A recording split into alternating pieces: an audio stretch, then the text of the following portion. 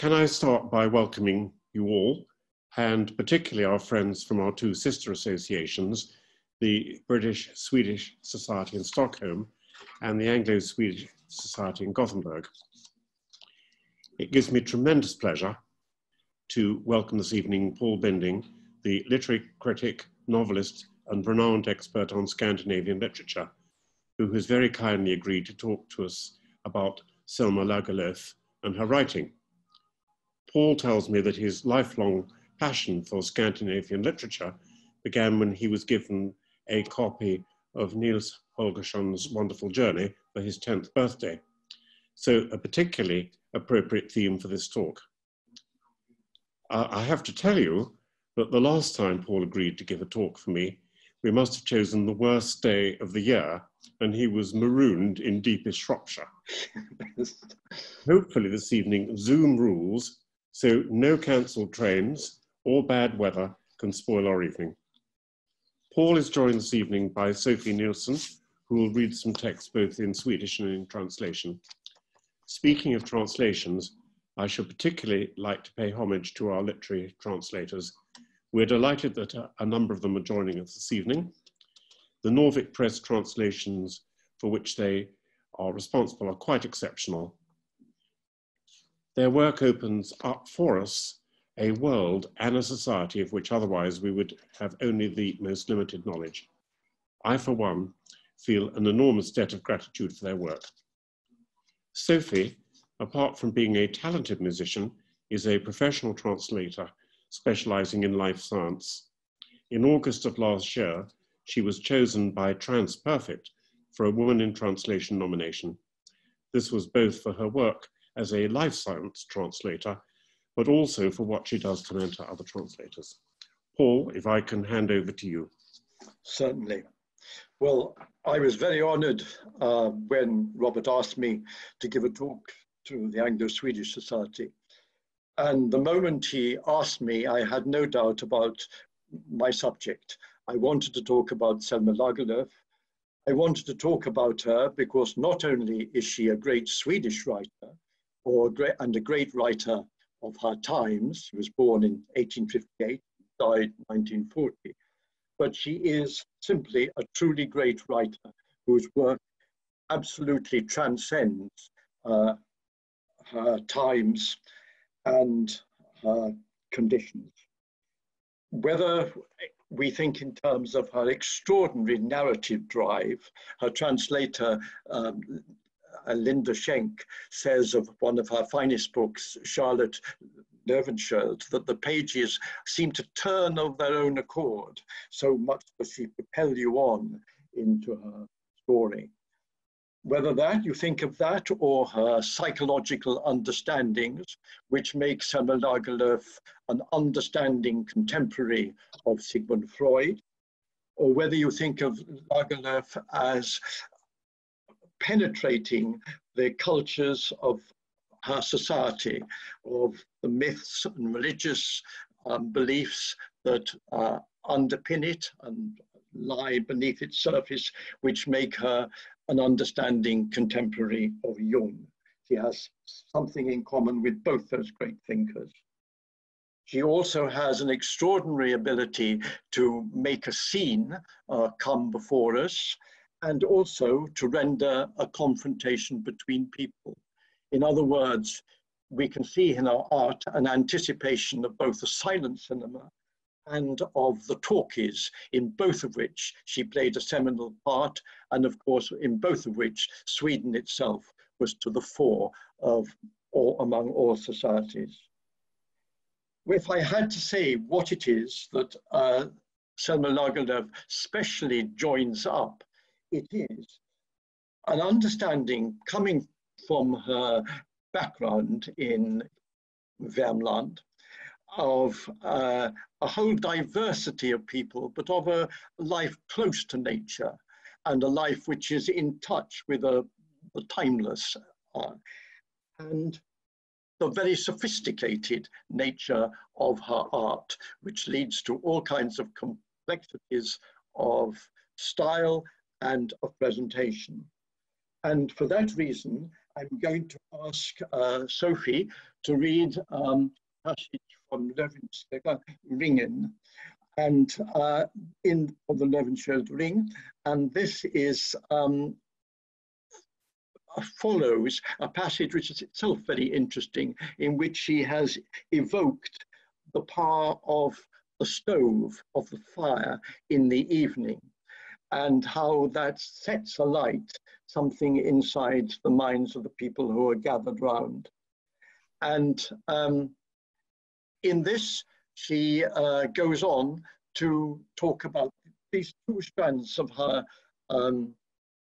mind. This is in the translation by Linda Schenk from the Löwensköld Ring, the first volume in the trilogy. Sophie. Pennan faller ur min hand. Är det inte lönlöst att försöka skriva ner detta?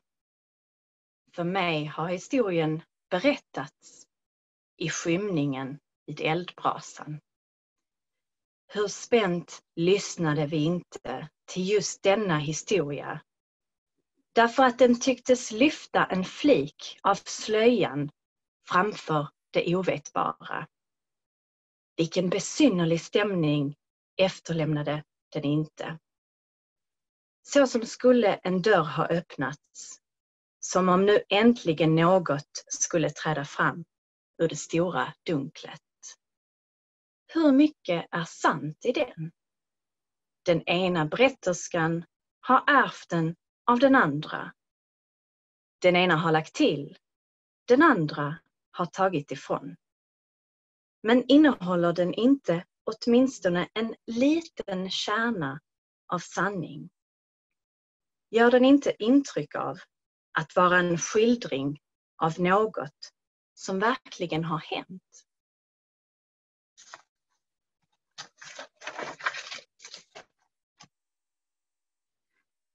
The pen falls from my hand. Is it not pointless to try to put this in writing? This story was told to me at twilight by the fireplace. With what excitement we listened to this particular story, because it seemed to lift one corner of the veil, concealing all that was unknowable. What a peculiar feeling it left us with, as if a door had been opened, as if something was finally about to emerge from the great unknown. How much of it is true? It has been handed down from one storyteller to the next, each woman adding or subtracting at will. But doesn't it contain at least a tiny core of truth? Doesn't it give the impression of depicting things that really happened? Thank you very much. I think that almost crystallizes the double debate going on in Lagerlöf's mind. She wanted to be true to what she'd observed and what she'd heard. She also wanted to be true to her apprehension of the mythic, of something that lies below the surface. A leading modern critic, Gabriel Josipovici, in Whatever Happened to Modernism, says that one of the definitions of a modernist writer is that he or she queries the art form that his or she is working in.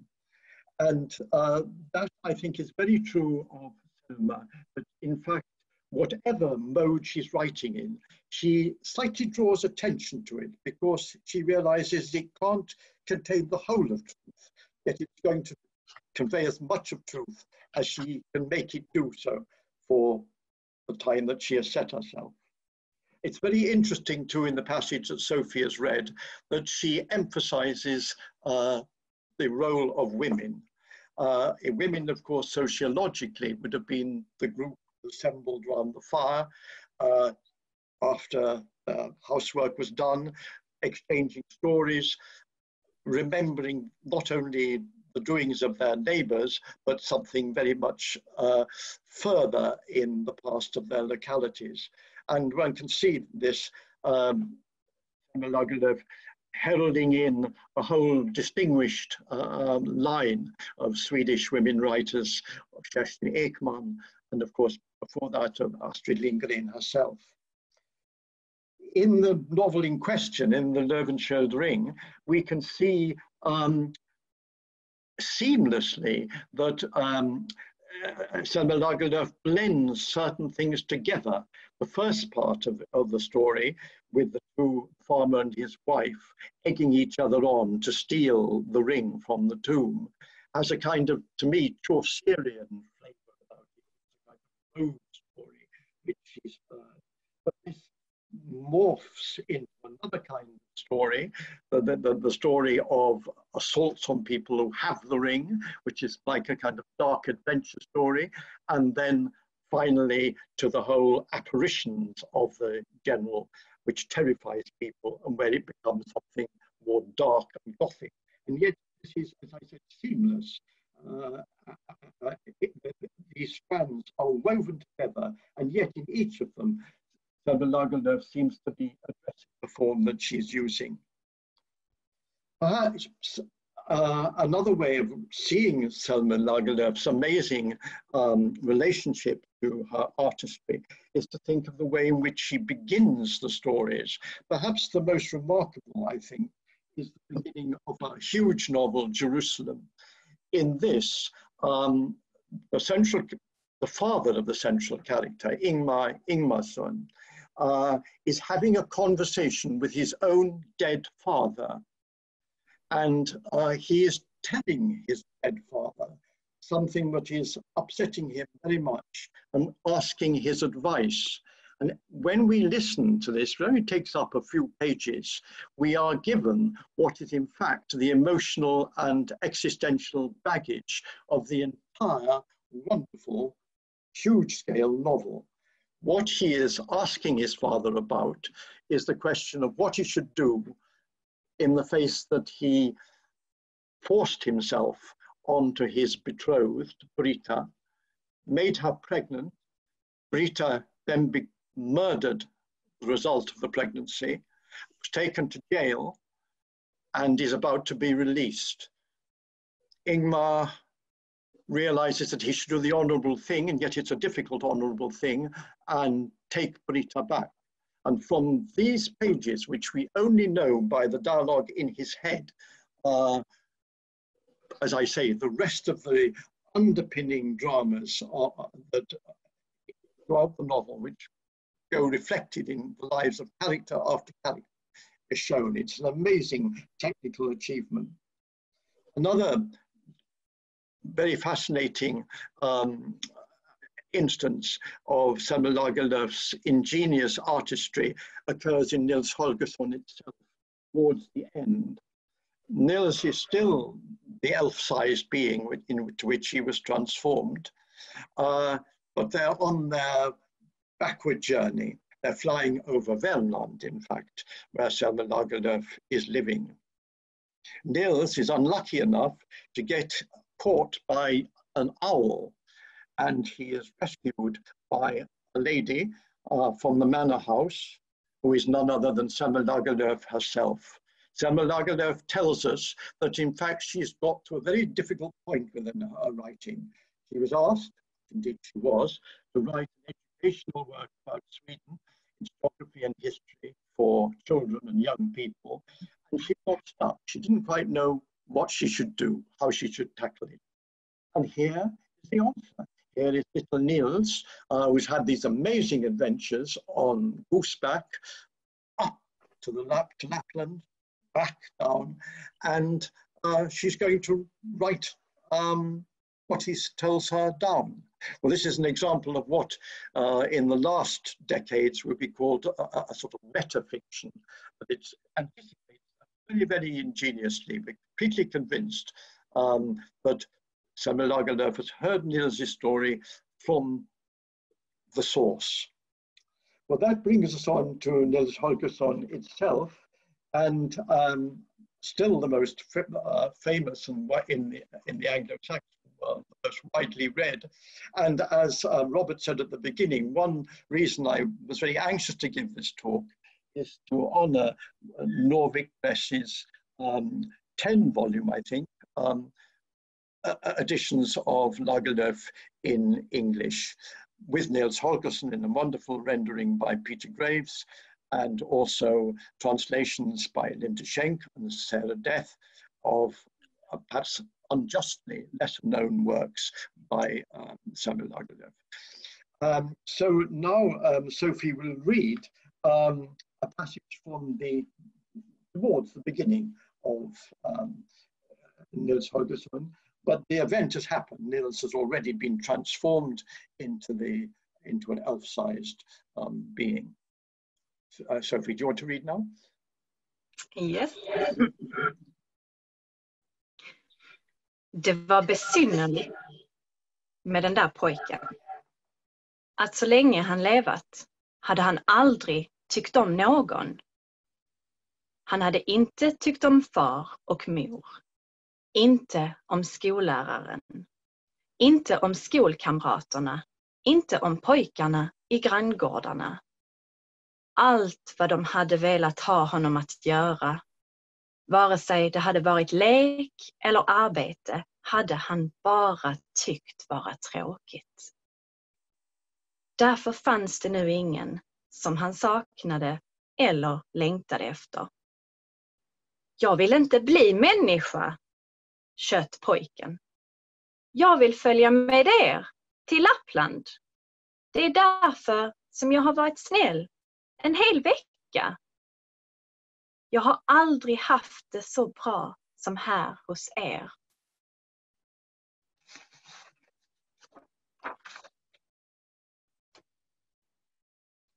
The peculiar thing about the boy was that as long as he had lived, he had never really cared for anyone. He had not cared for his father and mother, nor for his school teacher, nor for his schoolmates, nor for the boys on the neighboring farms.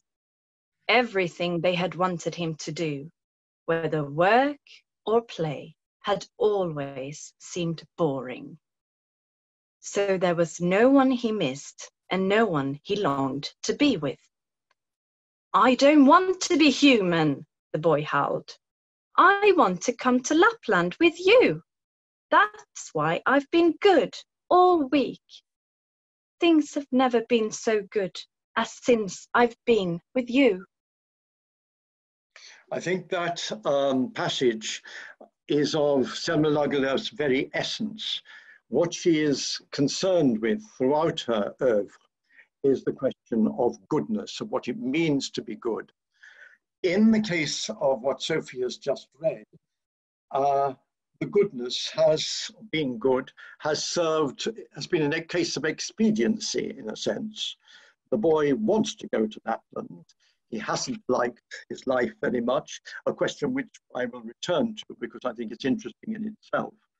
But he has done many kind deeds, helping a squill and so on, because he knows that's a way that he will earn praise from the geese and from some of the animals with whom they associate, and that will earn him a place that he desires. But of course, goodness, kind actions to people have their own reward and make a much more inclusive relationship to life. They inspire feelings of affection in other people. That in itself does something to your personality, and so you grow. Being good in that sense achieves you to grow. And throughout the book, in all kinds of subtle ways, we see Nils continuing to be good, continuing to do unselfish things, but all was increasing actually his powers of empathy. So they become not only just acts that are useful, a kind of utilitarian form of goodness, they become a kind of expression of love towards other beings and relationships with them. Once you've got to that stage, of course, of goodness, other things then come. You may be asked to sacrifice, and to perform altruistic actions in which you yourself have to accept difficulties and disappointments. And I think very, very beautifully done are the chapters in towards the end again of Nils, where he realizes that the elf's spell will involve the death of the gander Morten, whom he's befriended, whom he first of all, of course, jumped at the back of, causing the whole flight to take place. And in a sort of, one could say, in a kind of Christian spirit, he realizes that he couldn't go back to the farm in Vemmenhög, knowing that Morten was going to be slaughtered. He, in fact, would have to forfeit changing back into a human being rather than lose his best friend in that way. So that has been a lesson he perhaps hadn't expected to learn by being good. And it's a lesson that, in fact, is rewarded eventually, because it is through, it's quite an important point where Lagerlöf's belief in goodness ties up with a less than pessimistic interpretation of being human, because when he gets to his own farmhouse, and in fact by an accident which you will all people familiar with the book will know, he sees that Morten has been captured, he's going to be killed. He protests, saves him, and as he does that, he's changed back into a human being. So being human can mean actually being able to do something altruistic that stands outside the self. Goodness is of the essence too of two very extraordinary novels that we won't have time, I'm afraid, to discuss in the detail that they deserve. But one is The Emperor of Portugalia, an amazing book. I think when I read it, I think it's truer of that than almost any book that I've ever read, to say that I've never read anything like it. I could say that about quite a lot of Lagerlöf's work. I could say that about a great many other books, I suppose. But I really mean it in that I can't think of a kind of moral parable which actually is embodied in flesh and blood in the same way that that novel is. I think its story is perhaps familiar to all of you. It's the story of someone who has a daughter, not wanting really to have a child at all, or to have a family at all. And when he has her, Clara, he absolutely idolizes her, and his whole existence, his whole sort of sense of self is surrendered in looking after her. Inevitably, he imposes on her a burden which he doesn't realize he's doing. Maybe she doesn't quite realize it, but one of the key scenes is that he's obviously a good idea for her to go away to see a bit of the world. She goes on to a high place and looks out over the local landscape, and Jan, here the main central character, sees that she's absolutely overjoyed, and the overjoy is not just the excitement of the journey ahead. Of course, she wants to leave, and she wants to see other things than the very narrow, small village that she's known. And in a way, it's a kind of parody of Christ's being tempted and looking over the what the devil did to Christ, and shows him how he could be king of all the different domains. Clara does go to Stockholm. She's away for 15 years. She does earn money, which she sends to her father, but the father loses his mind. He can't endure the separation, and he entertains a fantasy where she becomes the emperor, she is the empress of Portugalia. What is remarkable in the feeling of goodness in this book is that when Clara comes back, she's been a prostitute and led a life dedicated to slightly sort of shallow luxury, as everyone in the village except her father has realized. But when she comes back, and indeed both her mother and her father die, and there's a funeral, she herself, again another Christ parallel, is transfigured. And it's one of the most moving scenes that I know. I mean, she has achieved a kind of goodness which was hoped for of her, which she had defied by her selfish life. But we feel, I think, when we end the book, that maybe she will really live up to that transfiguration and be a virtuous and lovable person. I've gone on about that a little bit long. What I will say about Unloosed, Banished, is that it's a very, very complex novel about another kind of goodness. Sven, the main character, has been adopted in England and has joined an Arctic expedition. And during the hardships of the Arctic expedition, he, like his fellows, well, I'd have to say this, if you haven't read it, this is not a totally truthful statement, but take it is. He has eaten someone who died in order to save his own life. This is known about, becomes quite as cause célèbre, and he becomes a kind of moral pariah in England, where his adopted family sort of expel him, and in Sweden, where the rule dues of this comes out. How can he, who is a good person, who has wanted to do good all his life, who shows great consideration to his parents, his neighbors, whether they warm or unfriendly or not, how can he live a good life when other people are judging him all the time?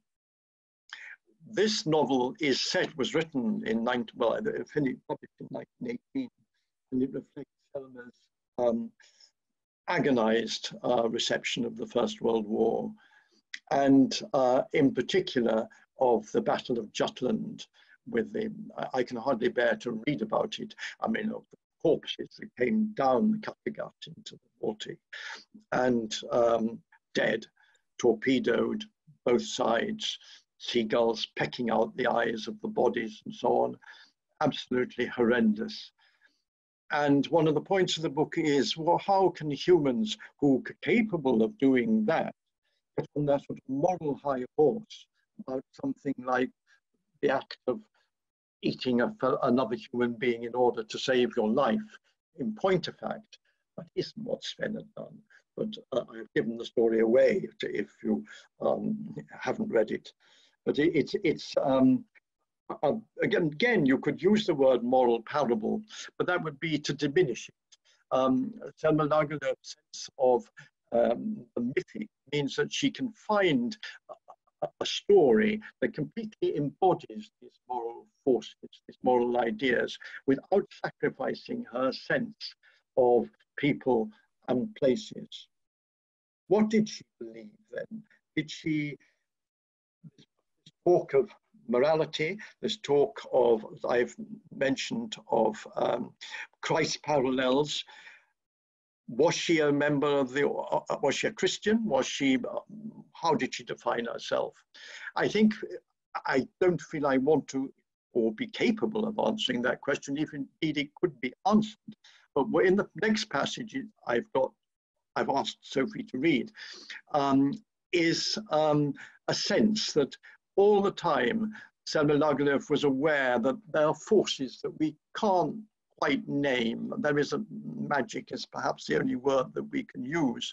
This comes again fairly early in Nils Holgersson. This is of the great crane dance on the Kullaberg, where it's an incident that comes from Swedish folklore, also relates to episodes in the Jungle Books, which were Selma Lagerlöf's very much admired reading, where the animals all come together and don't hurt one another because something special is going on.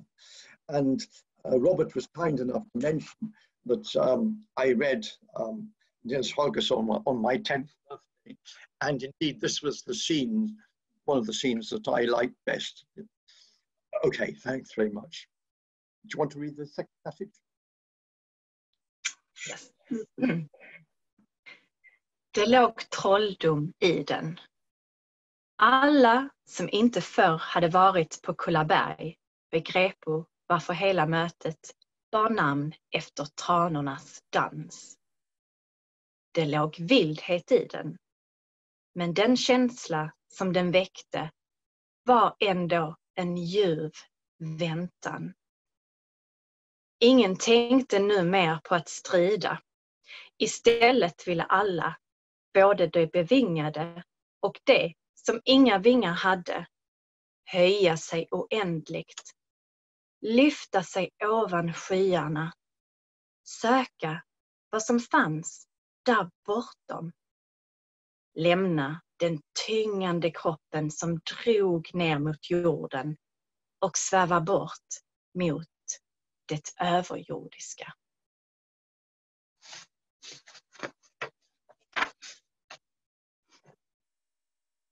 There was magic in it, and all those who had never been at the Kullaberg before understood why the whole gathering was named after the dance of the cranes.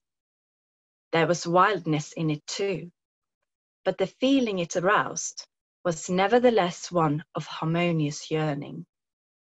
No one was thinking of strife now.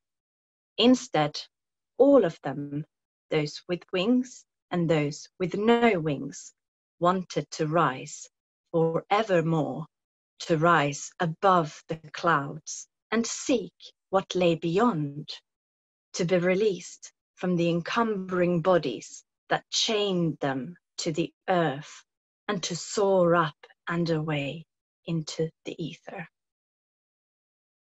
I think that kind of apprehension of forces that can't quite be defined and that which infuse the natural world, the animal world, and the world of people is absolutely integral to Selma Lagerlöf's work.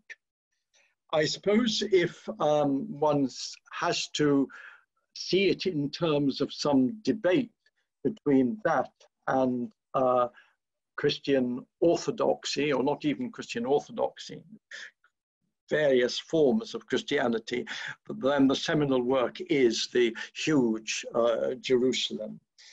Because there you see the revivalists, this is in Dalarna, and it actually follows events in the 1880s, which parallel actually in all over in America and in other parts of Scandinavia,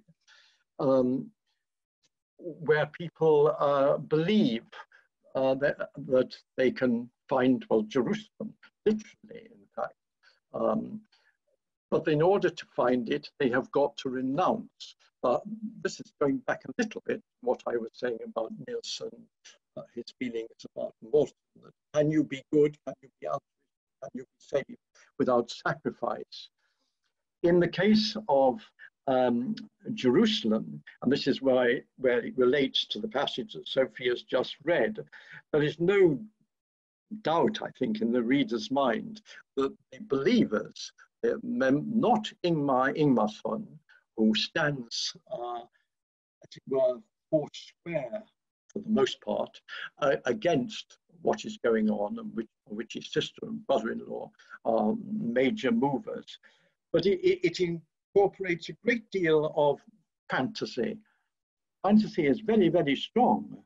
I mean, when we talk about belief systems, we don't necessarily mean that they have rational foundations or that they necessarily have very respectable origins, but they can be very, very powerful. And one of the more sort of beautiful and memorable incidents in Jerusalem is when Ingmar has long loved, and she him, though by this time something else has happened. But inside Jerusalem, she goes to a remote part of the city and she sees Jesus Christ. And then she takes Ingmar, and she says, here is this man, this is Jesus Christ. it isn't in fact Jesus Christ, it's a dervish, a whirling dervish.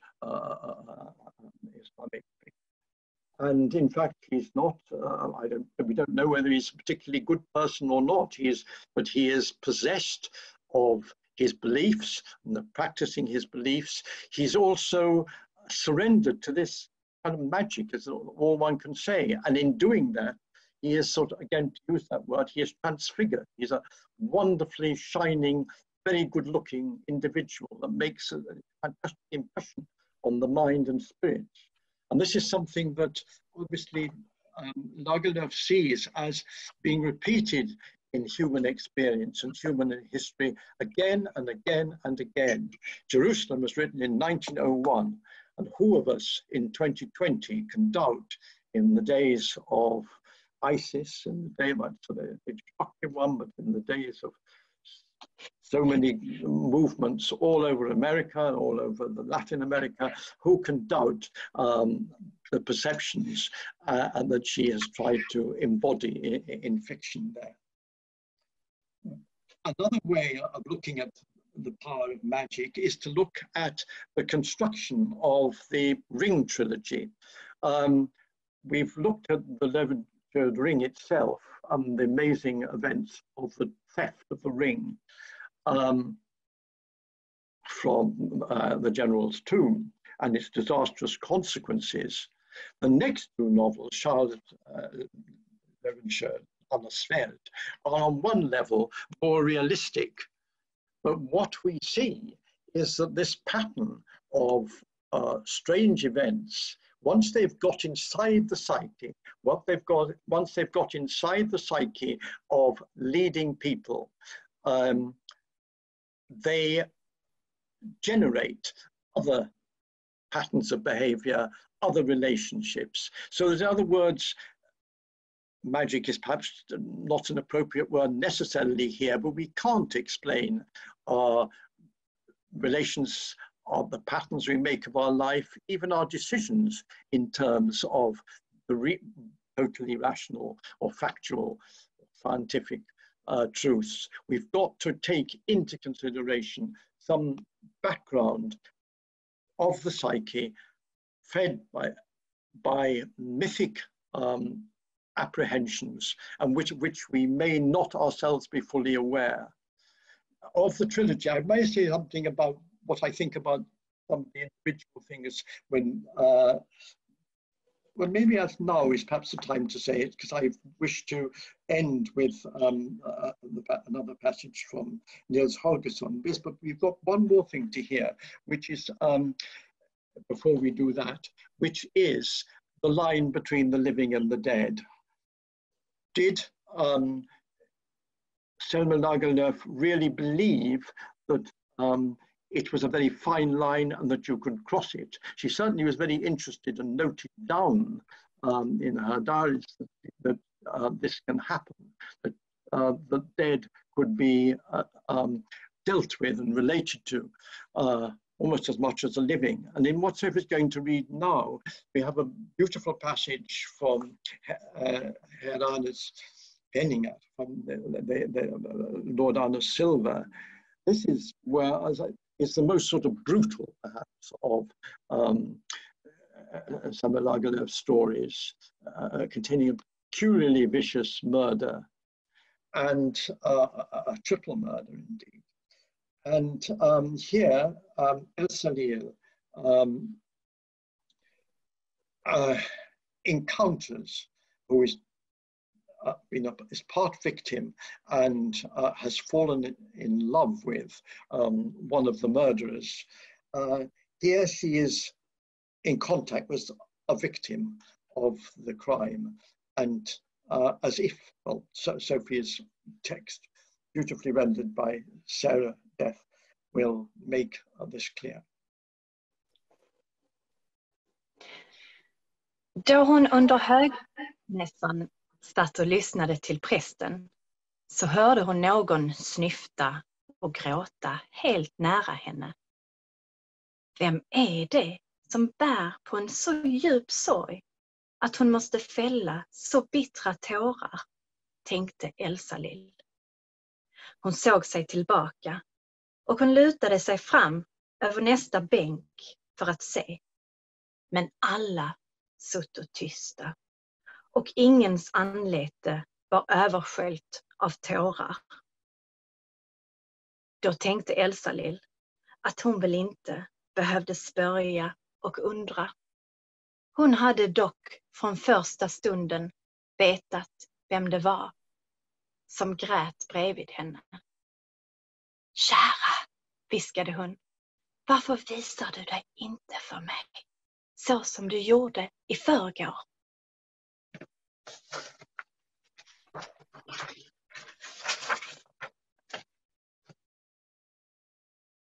As she sat there at the morning service, attending to the clergyman's words, she heard someone sobbing and weeping right by her.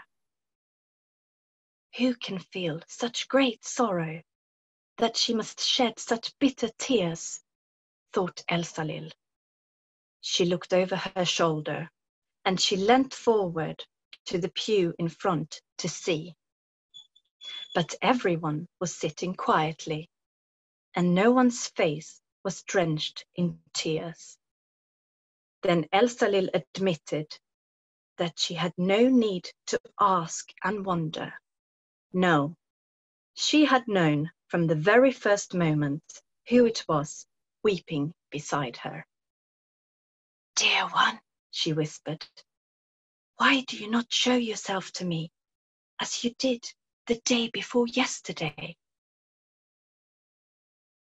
I think that is an extraordinarily convincing passage that you feel, and there are some other related passages also, that Elsalill accepts this curious thing. She accepts the existence of someone that she knows to be dead, and indeed is influenced by her contact with her. I thought until we get to I asked to talk about the last passage I've chosen, it might be just promote discussion, if only afterwards among yourselves, if I just said a few more sort of evaluative things about Selma Lagerlöf's work, particularly about the novels that are included in the Norvik Press batch. Very welcome. I mean, obviously there is in this sort of double side of Selma Lagerlöf. On one side, very geared to the folkloric, the small anecdote, but nevertheless is pregnant with all kinds of mystery. And the sophisticated artist who feels that she can span a whole range of characters and societies. There's not a dichotomy exactly, but it means that they split up into various works. Obviously, I think she's the novels which are short and which relate more to the sort of folkloric or to the novella that is in fact sort of like a fairy tale, I think almost 100% successful. A manor house tale, for example, is rendered there, The Phantom Carriage, which I know you're going to have a talk on, or have a talk on the film, Lord Arne's Silver. These are perfect works, or perfect really, because perhaps what she set herself is quite severe. You may have noticed that I have not mentioned Gösta Berlings Saga, which was the novel with which her career was launched, a spectacular success, which was the success of which was partly launched by the great Danish critic Anders, who liked it very much and promoted it even against Swedish critics who were less enthusiastic. And here I'm going to ask your indulgence, because I don't remember when I first started reading it, or first read it, decades ago. I'm quite old, I think. But I cannot relate very easily. And so rather than say anything against it, I will intimate one reason why I'm less enthusiastic. I will leave it for you to among yourselves. I feel that or rather I've never been able to rid myself of the feeling that Gösta is really something of an over-romantic conception, whether he is saint, as it were, or as we might see him in the end, or sinner, which he is for most of the book. And I find his relations with women rather distasteful, for ways that one sounds very sort of priggish if one defined it. Even Branderson, who knew about that subject perhaps rather too well, was a little worried by some of them and wondered if it wasn't the result of Selma Lagerlöf's comparatively emotionally inexperience letting itself go.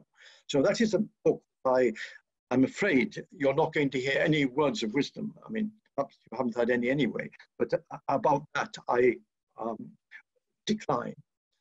On the other hand, I can't find words of wisdom enough to do justice to some of the other longer ones, to Jerusalem, which I think is an absolutely work. And I must say, I hope that will be added to the list. It impresses whether we're in Dalarna or whether we're in Jerusalem itself, which is wonderfully evoked, the chaos, the disappointment it brings to people, and the whole depredations that the pilgrims themselves go through. And then I've thought I must have praised these two remarkable novels, Banished and The Emperor of Portugalia. These are, as I say, are unlike anything else. They're complete in themselves, and yet they're very rich also, with a diversity of characters backing up the moral truth. Then, at the end of her life, towards the end of her life, comes the Löwensköld trilogy.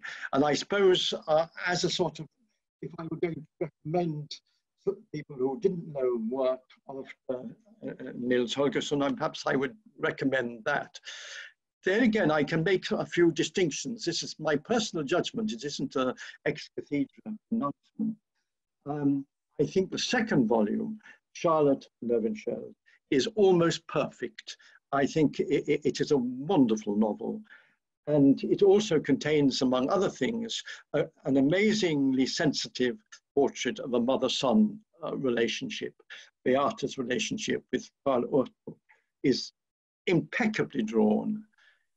Karl Arthur is a hypocrite as we watch him develop through the book, but we see why he's a hypocrite. I mean, it's difficult for him not to be. Too much is expected. He's too anxious to please. His mother wants to be pleased, and so on. It's a masterly book, and Charlotte herself is a highly sympathetic character, and her marriage to again, perhaps I won't spoil the stories if you haven't read it, but the man she marries, why she marries him, and the accident that befalls him in the sawmill.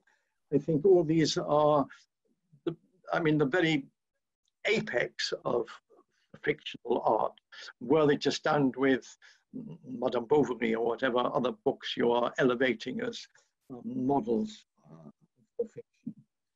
I have to say, I do not totally share Selma Lagerlöf's own evaluation of Anna Svärd herself. I can't, if it was time, I would try and explain why not. I think the novel itself is absolutely splendid, but something in me slightly disbelieves certain aspects of it. Or not argue with me, argue with each other about. So when I stand back this amazing corpus of work, then we are left with Nils Holgersson, which is not a thing. It's a work unlike anything else, even remembering her debt to Kipling, which I think was quite a strong one, even apart from the fact that Nils, like Mowgli, can understand animal speech and so on. It seems to me a remarkable sort of invitation to take an interest in your own country, in its past and in its features, which somehow is more than just that. It's not just, I mean, that is why it isn't just Swedish geography or history. All the time you're doing that because, I think, of its apprehension of the natural world. You are aware that you're doing something, well, in modern sort of idiom, for the planet, for the sake of life itself. The whole evocation of Nils's shifting and expanding relationship with the geese, particularly Lagerlöf from Kebnekaise, is, I mean, beyond praise. And I mean, I've been reading it again for this talk, and I have found myself, I mean, moved to tears by it. I mean, the conversations that towards the end of the flight Nils has with Akka, I mean, are nonpareil of getting in touch with something deep below the surface of existence. And I'm going to ask Sophie to read the last of, towards the end, when Akka, this is, they know they're going to part, but she has a plea to make of Nils. And this is what you will hear her do. Om du har lärt dig något gott hos oss tummetott, så kanske du inte tycker att människorna bör vara ensamma på jorden, sade förargåsen högtidligt.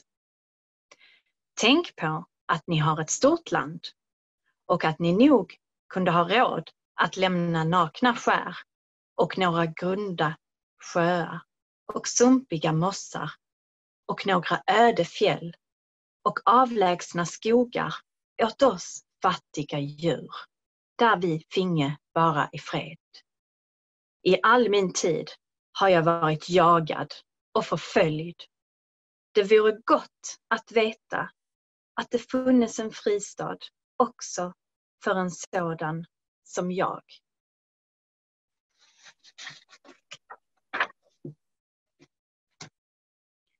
If you've learned anything good while you've been with us, tummetott, it might be that you no longer believe that human beings are the only creature that matter on earth, the lead goose said in a solemn voice. Just remember that your country is a big country, and you could afford to leave a few barren skerries and shallow lakes, and marshy mosses and desolate mountains, and distant forests where we poor beasts could be left in peace. Throughout my life, I have been pursued and hunted. It would be good to know that there is a refuge, even for such as me. Well, thank you very much. And I think what I would like to say in sort of ending it, that Sweden has, more than most societies, lived up to those words of Akka.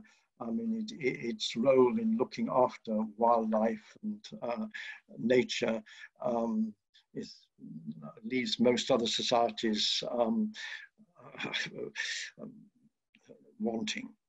And so I think Selma Lagerlöf is voicing there something which is very Swedish, and for which the rest of us have a great deal to be grateful for.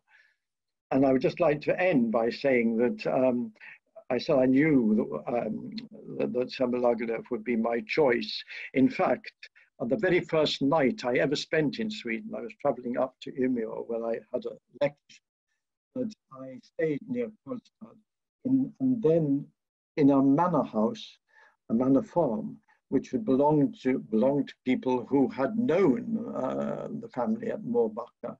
And it was a marvelous summer, August. And so I always feel very grateful that almost by chance, my first nights in Sweden were in Värmland, the home of Selma Lagerlöf. And I would also like to say, as this sort of half personal thing, oh, damn, I thought I'd pressed the wrong knob, that Sweden has played a very, very rich part in my life, and that some of the deepest relationships I've had in my life have been with Swedish friends. And both two women are both sadly dead now, but it's meant a very great deal to me. So when I read Nils Holgersson, aged 10, I did myself a service, I think, that was going to be repaid. Thank you.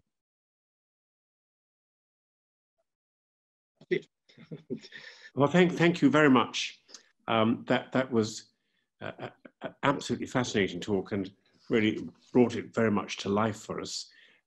Do you feel that we have time for some discussion? If so, Alexander, can I ask you to... I can hear nothing. Oh. Can you hear me now? David, can you hear me? I can hear you well. I wonder whether there's a muting problem. I don't know. What I was saying is, Alexander, do you think you could chair discussion questions? Yes, I'm happy to. Right. I'm going through a stable rural internet patch, so perhaps you could hand back David Goldsmith to me. I'll try. Thank you. So there are two ways of raising your hand. One is physically raising your hand and waving frantically, at which point I'll call on you. And the other one is there's a little raise your hand button somewhere, and it's a different place on everyone's screen. So who would like to ask the first question? Neil Kent. Can I just interrupt? I've heard nothing. I've heard nothing since I stopped talking. Ah. I didn't hear what Robert said. I didn't hear anything. Can you hear anything now? Can you hear now? Yes. I can hear something now, yes. Oh, good. Neil Kent, Professor Neil Kent, who needs to unmute himself. I know Neil Kent, yes. Yes.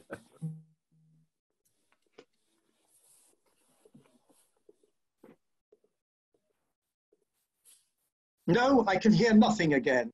Neil, unmute yourself. I would say while we wait for Neil to unmute himself, does anyone have a question? Okay, done. Ron, Neil's here. Go. Okay, can you hear me now? Yes. Yes. Yes. Perfect. So I have a question. Would Selma Lagerlöf, would she have spoken with a Värmlands accent? And would any Värmlands dialect and traditions permeate perhaps the cadences of what she's written and such matters? I would like someone else to answer that, not me. I already asked Paul that, but nobody can give me an answer. In particular, did she speak Värmländska? And of course, in those days, it was rather different from what it is now. Particularly, it had this sort of odd old Swedish three genders, which must have been fascinating, but make it even harder to learn. My view on that is that she would have spoken upper class Värmländska, which was very similar in structure, but slightly different in pronunciation to Uppländska. And my guess is that it would have influenced the cadence, Neil, but that's not an expert. Read a lot. Thank you. I'm sorry, the sound is coming and going. Can I say something now?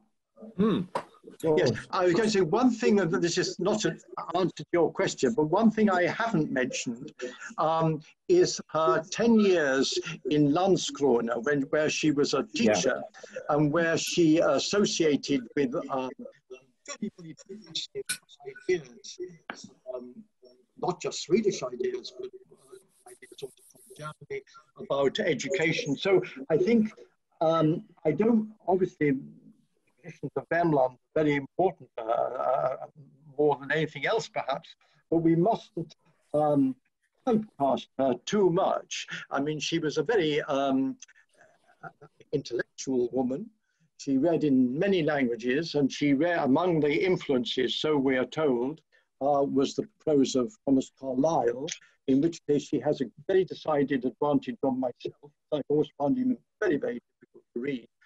Carlyle's prose is meant to have shaped her own prose style, I'm sure less significantly probably than speech idioms from Värmland, but it's nevertheless an important element. And she also read German. And so, I mean, we must keep in mind an idea of her as a sophisticated writer who could hold her own with people all over Europe and in the English-speaking world as well, because she had close connections with America.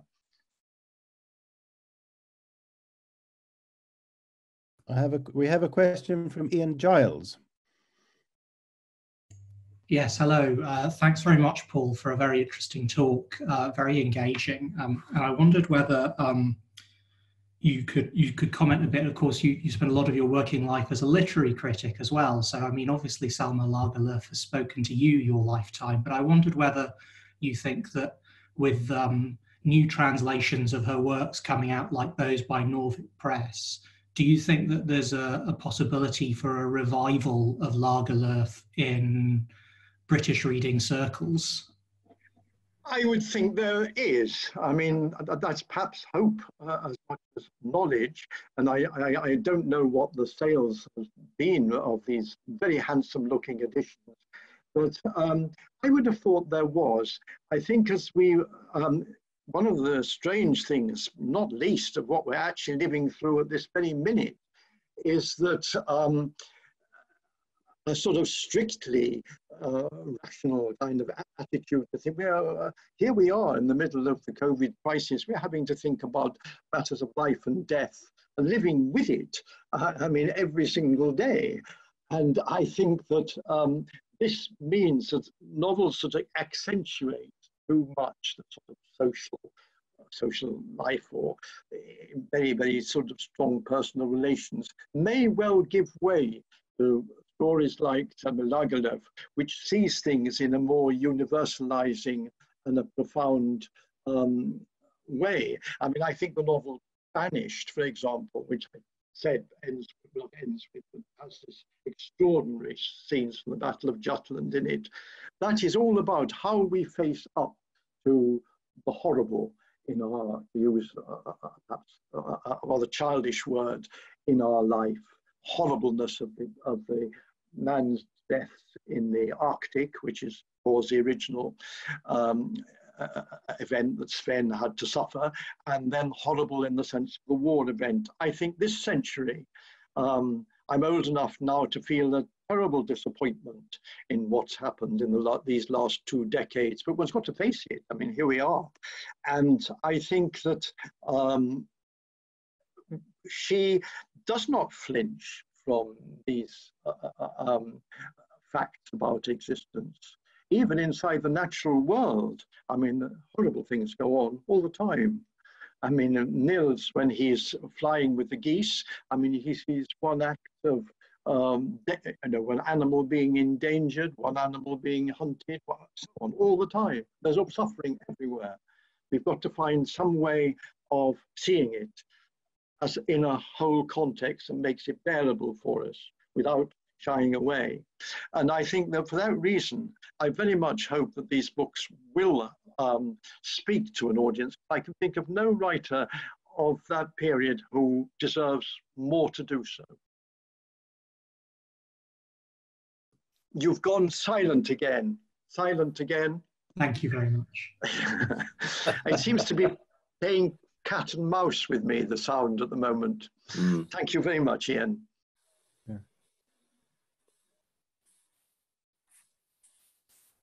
Who would like to ask the next question? Or does anyone have a point to make?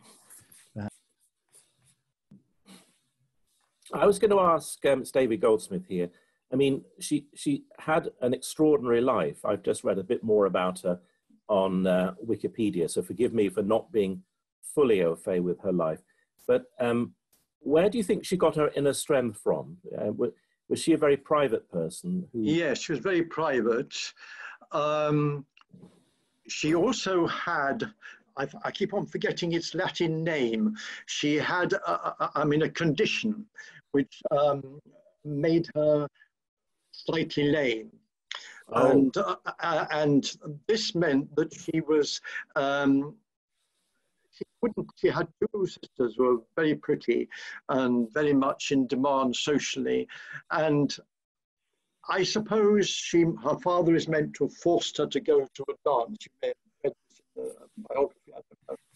But I think she got her strength from knowing that she had to overcome a disability, a feeling, yeah. I mean, it's much more, all societies were more conventional in their attitudes to men and women's behavior. To be not pretty if you came from a sort of well-connected family like hers would be a disadvantage. And she, I think that was, there must be people in this audience who know much more about her actual life than I do, but I would say that is where she got her strength from. She had to do some overcoming, in other words, just as her heroes do. Thank you. Yes, well, that's what I offer. I'm sure there are other explanations. Something in Swedish society, I think, must have helped her too. Yeah, I mean, she was a great passionate advocate of women's rights in an early stage, certainly yes. The universal suffrage. Yes. And she had a wide circle of friends, including non-standard friends, some Swedish Jewish friends. And indeed, she did some very good work just before, she died, I think, in 1940. But just before the war started, she arranged for some people to escape from Germany, which is very hard to do at that late stage. Absolutely. She must have taken on a lot of causes, one feels, with tremendous energy, as well as all this amazing literary expertise that she showed. She's really underappreciated, I fear, over here, even with your excellent efforts today. There's so much more that, you know, a renaissance is definitely called for, I feel. I feel very glad you say that. Thank you. Well, thank you so much. Yes, thank you so much. It was so interesting to hear all your reflections about Selma. I read somewhere that she was very in tune, which was unusual in Sweden in those days, and particularly if you lived in Värmland, that she was already in touch with the leading German neuro doctors and interested in hypnosis and relaxation training. And I think she had a very disciplined way of practicing herself these methods at an early stage. Then when all these methods were sort of not very developed. So I think her time in Landskrona helped that too. When she trained to be a teacher, she would be very interested in all that side of things. Yeah, and also I think maybe you mentioned it, but I mean, she had to really fight hard to win back the estate of her parents because she was about to lose it. Yes, absolutely. So, and it was thanks to the books she wrote, I think. Yes. And apparently, I mean, you probably know this more than I do. I mean, when she did buy Mårbacka back, she ran it very, very efficiently. She had a lot of employees. Yeah. She worked physically very hard herself. She does mention that even in the episode in Nils. She did things physically herself. She was a countrywoman, very sort of strong. But she was also a very good businesswoman. And but she was not questioning more about that. I don't know what that entailed, but she ran the estate so that presumably it made a reasonable profit. Yes. So I wish that was true of other writers. Not every writer is a good business person. So some aren't. One of a very short novel she wrote, which is a lovely short novel, is A Herrgårdssägen. Yes, I like that very much. is very mystical, and it shows a little bit her expansive mind, I think.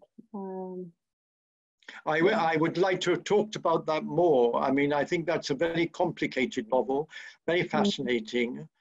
As you say, I mean, there's extraordinary, well, it's got two things. With the hero, Gunnar Heder,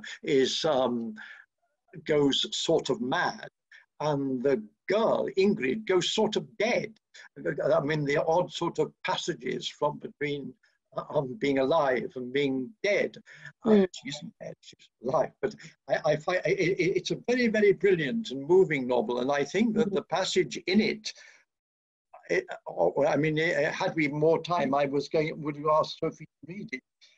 It's horrifying, but where the goats die, you remember that passage? Gunnar is looking after the goats, is driving them through the forest. The blizzard overtakes them, the goats die, and he's robbed of his income, and he's also horrified by the suffering of the animals. And I mean, to achieve that kind of effect in so short a space, I mean, it's a little masterpiece, and that is from 1899. So that, I mean, I think Gösta Berlings Saga is 91, then the Manor House Tale is 99. So these both precursors, really, of the big period of the 20th century. Thank you. Well, thank you for your question.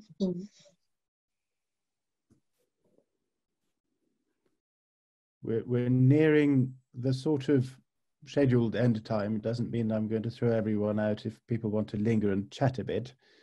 I can take one more question, I think.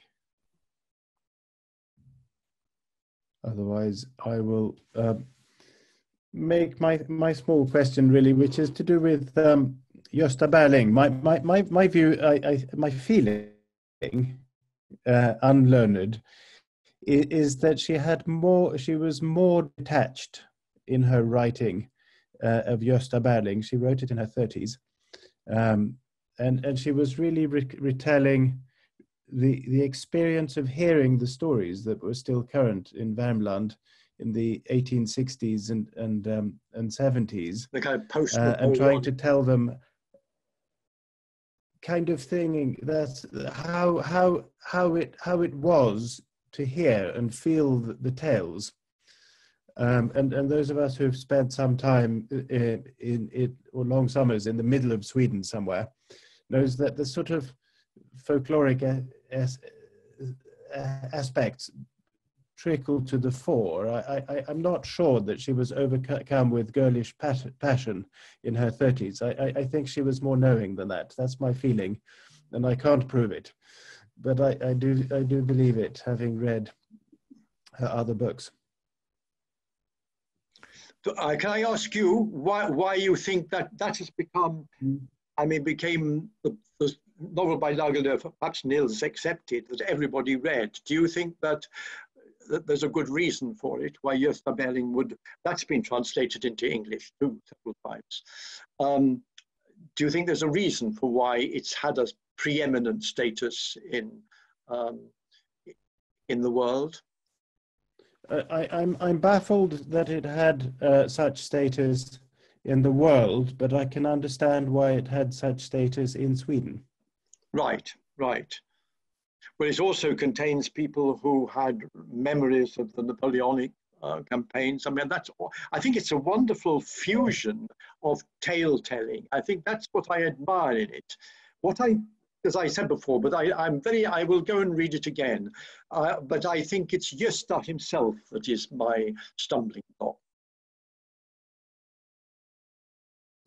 Interesting. Yes, I too shall reread it, and I'll write too. It's very great pleasure that Selma Lagerlöf has had such an impact internationally. Many years ago, 30 plus years ago, I made an Argentinian friend, and he said, Sweden.